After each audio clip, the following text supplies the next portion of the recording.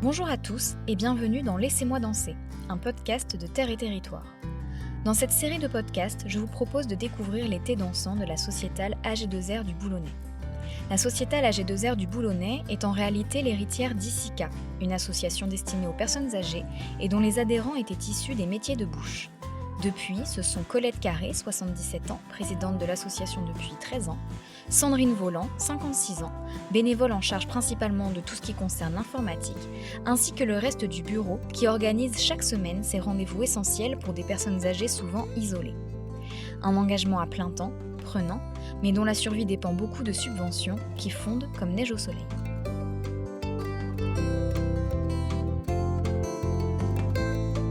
Et alors j'ai une question. Pourquoi on devient bénévole à la G2R ? Parce que là, les âges sont quand même variés, vous êtes encore en activité, vous êtes à la retraite. En fait, finalement, la G2R, c'est quoi sa philosophie ? C'est quoi l'idée de la G2R, à la base ? Le bien-être des... C'est-à-dire c'était une continuité d'ICICA. Ouais. Puisque ICICA, il faisait quoi ICICA ? Il faisait un concours de belote tous les mois. Et il faisait un repas dansant tous les 4-5 mois, il ne faisait pas grand-chose.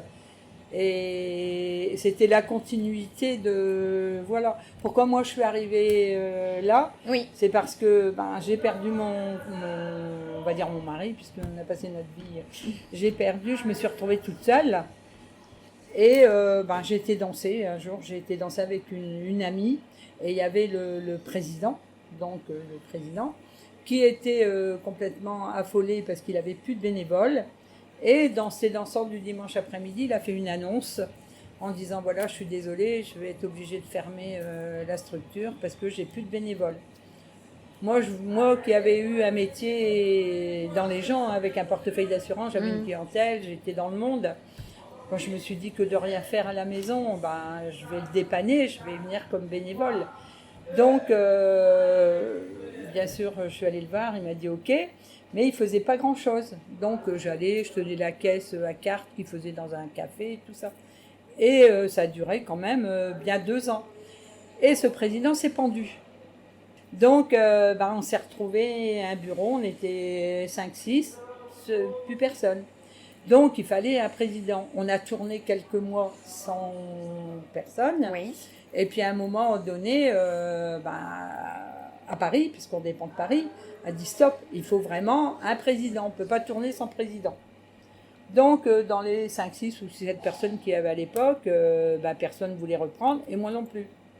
Mais comme j'avais travaillé, moi j'avais eu un portefeuille d'assurance, et ça dépend quand même, AG2R c'est une compagnie d'assurance, oui. Compagnie avant tout, oui. Donc fais-le. Non, je ne voulais pas m'engager. Et puis, à force de dire fais-le, j'ai dit je fais un essai, et puis, mais je vous préviens tout de suite, ça ne va pas durer longtemps. Puis j'ai fait l'essai, puis ça fait 13 ans. Ça fait 13 ans que vous êtes présidente, super. Voilà l'histoire. Et aujourd'hui, il y a combien de bénévoles ? On est de moins en moins. Au bureau, on est 6. Mais après, on a beaucoup de monde autour de nous. Voilà, quand même, on a des fidèles qui sont là à chaque Ils sont là, qui ne sont pas officiellement bénévoles, voilà, mais qui ne sont pas dans le bureau. Vous allez voir cet après-midi, vous allez en voir 3, 4, 5 femmes dans la cuisine, ils vont servir le café, ils font la vaisselle. Ils ne font pas partie du bureau, mais ils sont là. Mais heureusement qu'ils sont là, parce que assis, on ne peut pas gérer.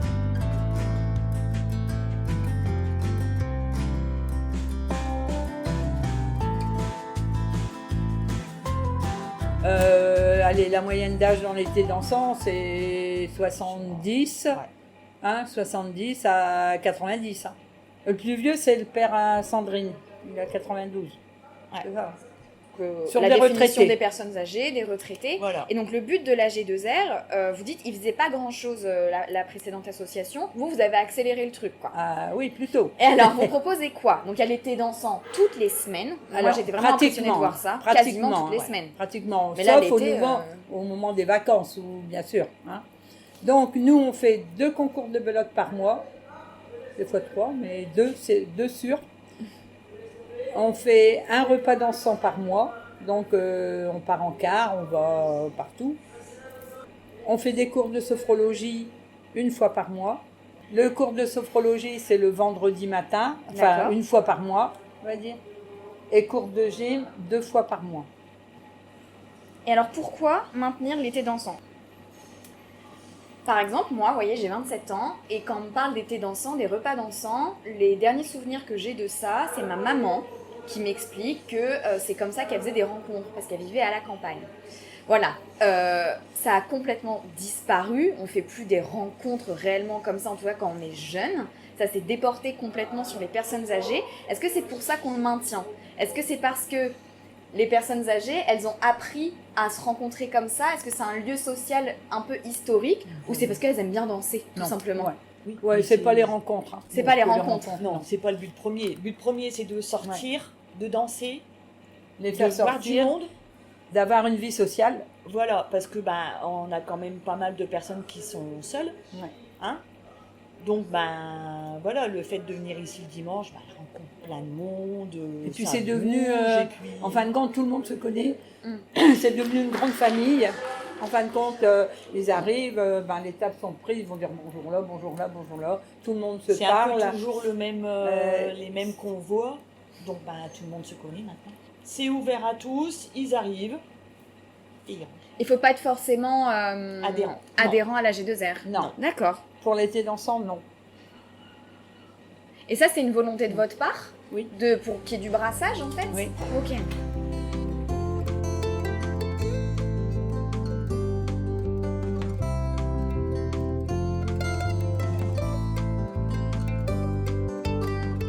Alors, comment vous vous rémunérez ?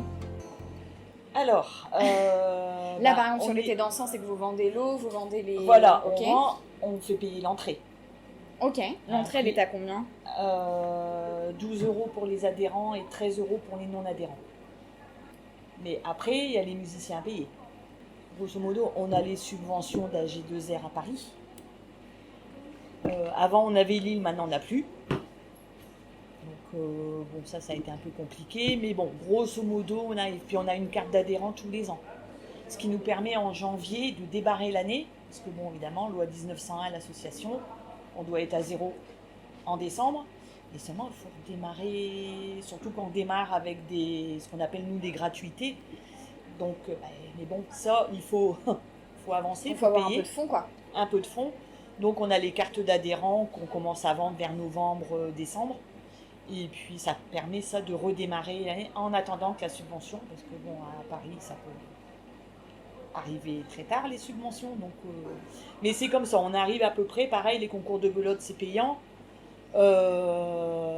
Pareil, 10 € les adhérents, 11 € les non-adhérents, donc la différence en plus elle n'est pas énorme. Mais en belote en général, on arrive en ce moment ça cartonne quand même bien, on est à plus de 40 personnes, entre 40 et 50 personnes. Les concours de belote. Les concours de belote. Voilà, ce qui permet aussi quelque part aux gens, et nous c'est ce qu'on voulait maintenir, et c'est comme ça qu'on l'a vendu à Paris, c'est que ça oblige les gens à réfléchir. C'est ce qu'on appelle un atelier mémoire, c'est comme ça que je l'ai présenté à Paris pour la subvention. Les ateliers mémoire, c'est vrai que par les cartes, il n'y a rien de tel, quoi. Et la danse ?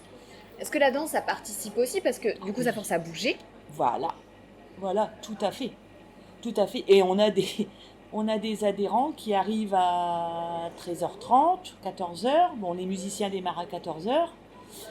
Ils ne quittent pas la piste jusqu'à 19h. J'adore ça. Puis c'est pour ça quand il n'y en a pas, parce qu'en plus, au cours de l'année, on propose des voyages. Donc, le temps que nous, on est partis en voyage, il n'y a pas de thé dansant. Donc, ceux qui restent ici, ils râlent un peu. Parce que, oui, mais nous, on fait quoi ? On n'a plus rien.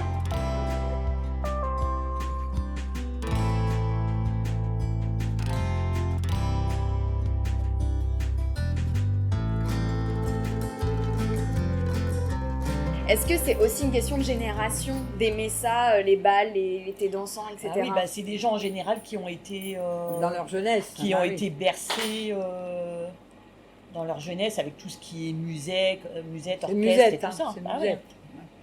Et pour les musiciens, je sais qu'il y a plusieurs choix. Il y a des gens qui préfèrent mettre des CD, comme ça au moins on ne s'embête pas. Non. Vous, musique vivante. Jamais. Ouais. Non. Orchestre. Et pourquoi ? Pourquoi ce choix ? Parce que c'est plus vivant d'avoir un orchestre que de mettre un CD et puis voilà quoi. C'est une question d'animation, d'ambiance. Et vous travaillez avec les mêmes groupes ou vous changez un petit peu de temps On en change temps? toutes les semaines. Toutes les semaines? Alors, bien sûr, on retrouve les mêmes dans De l'année. temps en temps, oui. De temps en temps, on retrouve les mêmes. Mais je veux dire, toutes les semaines, aujourd'hui on en a 4, la semaine dernière on en avait 2, dimanche prochain on en aura un, ça change tout le temps. Et alors, toutes les semaines, pourquoi? Parce que c'est des styles différents? Parce que... Non, c'est du musette. C'est du musette. Alors, c'est du musette, mais ils font pas forcément La même chose. les mêmes morceaux, les mêmes musiques. Mais toujours du musette. Il y a toujours un accordéon. Et d'après vous, pourquoi ça perdure? Parce que du coup, donc, il y avait les bals musettes il y a quelques années, ça s'est transformé en thé dansant, repas dansant. Comment ça se fait que ça tient? Parce qu'on pourrait se dire, avec l'avancée des générations, mais il y a de moins en moins de gens finalement qui connaissent ces danses-là, qui ont cette tradition-là. Pourquoi ça tient? Pourquoi il y a encore des gens Tant qui qu'il y continuent aura de des venir? personnes âgées, Mais voyez, moi Voilà. par exemple, quand je serai personne âgée, est-ce que vous pensez que j'irai au thé dansant? Bah, ça sera Ça- peut-être plus. est-ce qu'il y en aura encore? Oui, voilà. Moi, j'ai connu. Mon père était musicien. Mm. Donc, moi, j'ai baigné dans la musette. Mon père répétait à la maison. Alors, moi, je sortais en boîte le samedi soir. Le dimanche matin, j'étais réveillée par l'accordéon. Mais mes parents se sont connus aussi, voilà, parce que mon père jouait, il faisait des balles et tout ça. Est-ce que ça va perdurer encore longtemps avec le changement de génération? Ou est-ce que, en fait, quand on devient une personne âgée, on commence à s'intéresser à ces Non, choses-là non, et du ça, coup, non, ça ne durera pas. Ça ne durera pas Non. parce qu'on voit les associations qui ferment. Bon, déjà parce qu'il n'y a personne pour reprendre, parce que c'est quand même une grosse machine. Enfin, nous, on est une grosse machine. Oui, il y a quand même une compagnie d'assurance derrière qui vous donne des subventions. Et Une subvention Une, par une année. subvention Une par an. rectifiant. On en avait 2, on en avait une par Ville. régionale, hein, une subvention régionale. Ça nous a été supprimé. L'année dernière, on l'a plus eu.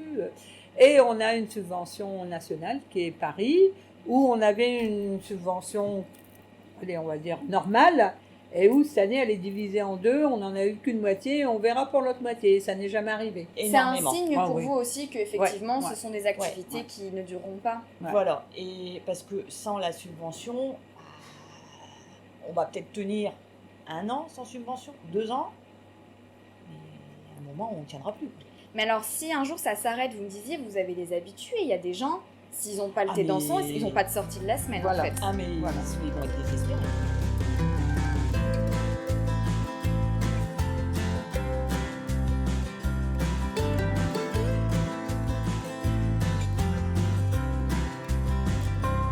Nous, on a toujours la question, enfin, il me pose la question à moi, t'arrêtes pas, hein, t'arrêtes pas. Encore dimanche dernier, j'en ai qui viennent, mais j'en ai qui viennent de loin. Hein. J'en ai qui C'est-à-dire viennent d'Amiens, on a monsieur, madame Lefebvre qui viennent d'Hénin-Beaumont, on a des gens qui viennent de loin. Et bah, encore dimanche dernier, oh, surtout, changez rien, mais on vieillit aussi, donc moi, je veux pas faire ça jusqu'à... Ça vous voilà, inquiète? quoi. Ça Bon, le- non, m'inquiète, le jour qu'on arrête, on arrête. C'est tout. Ce qui nous fera mal au cœur, c'est parce que nous, si on a la santé, c'est toujours pareil. Moi, demain, j'arrête, mais moi, je vais là. Nous, on sort beaucoup, on va partout. Donc, à la limite, ça ne va pas changer grand-chose à ma vie. Parce que pourquoi? Parce que pour l'instant, je dis bien, on est encore autonome, on a encore la santé, et voilà. Oui, on peut Nous, encore on sort, on fait les voyages avec l'amicale.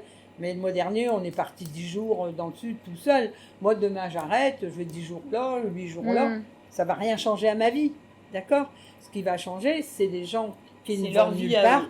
qui n'ont pas les moyens. Attention, parce qu'il y a une question de moyens aussi. Vous avez des femmes seules qui ont que la reversion de retraite de leur mari et que ça ils compte, qui ne peuvent rien faire d'autre, d'accord? Même nous, on le voit dans nos voyages. Et ces gens-là, ils vont rester chez eux.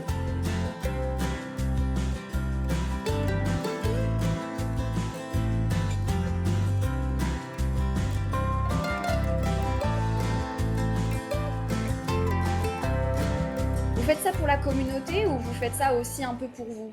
Pour les deux. Et en quoi pour vous, par exemple? Pour la Alors. communauté, je vois bien les faits. Mais pour vous, par exemple, qu'est-ce que vous y gagnez, vous, Colette, à Rien. faire ça? Je gagne rien. J'y Il gagne confirme. rien que des emmerdes. Je gagne des emmerdes, c'est certain. Alors, moi je vais vous dire, j'ai eu un cancer du sein Il y a combien de temps? il y a 20 ans. D'accord. J'ai eu un cancer du sein, je me suis retrouvée toute seule. Et je vous dis, quand ce monsieur a dit il s'est pendu, je faisais partie du bureau, j'ai été pas bien. hein. On sortait de ça avec des rayons, avec tout ce qui s'ensuit. J'ai trouvé là-dedans une occupation et le fait de ne plus penser à ce que j'avais. J'en ai fait un deuxième. Un autre cancer du sein ? Un autre cancer du sein, dans l'autre sein, pour bien faire les choses. Et c'était pareil. Et j'avais l'amicale. L'amicale m'a sauvée de mon premier, parce qu'après j'ai vu du monde. Donc je ne me disais pas, oh attention, j'étais malade, il ne faut pas que je fasse ça, je ne vais pas être fatiguée. Tout à fait le contraire. Et quand j'ai eu mon deuxième, vous allez peut-être sourire, on avait prévu un repas d'ensemble. Et quand on a découvert ça, moi je me faisais opérer à Paris. J'ai vu le cancérologue à Paris, j'étais avec ma sœur. C'était un lundi et on avait le repas le jeudi. Et le cancérologue dit je vous opère jeudi. J'ai dit non, c'est pas possible, c'est un repas d'ensemble. Et ma sœur me dit je vais gérer le repas d'ensemble, tu te fais opérer, parce que c'était quand même sérieux. Donc, vous avez d'abord pensé au repas d'ensemble ? Ah oui, mais je ne voulais pas me faire opérer ce jour-là parce qu'il y avait le repas d'ensemble. Donc ma sœur me dit non, tu as une date, tu viens et tout. Et bien ma sœur a géré le repas d'ensemble et elle a dit aux gens oh non, ma sœur elle ne vient pas, elle a une gastro. Je n'ai rien dit à personne, je n'ai jamais arrêté. Et ils l'ont su après ? Ils l'ont su après, quelques-uns, pas tout le monde, hein, mais quelques-uns où j'étais plus proche. Après oui, je l'ai dit, mais parce que quand je venais, t'as l'air fatigué, ouais, c'est bon. Si on vient puis qu'on commence à dire, on a ça qui va pas, ça qui va pas, ça qui non, va non, pas. je voulais pas. Bon, non, pour pas les deux, en fait, finalement, l'amicale, elle a été très présente, oui. Elle a beaucoup influencé votre vie quand même. Oui.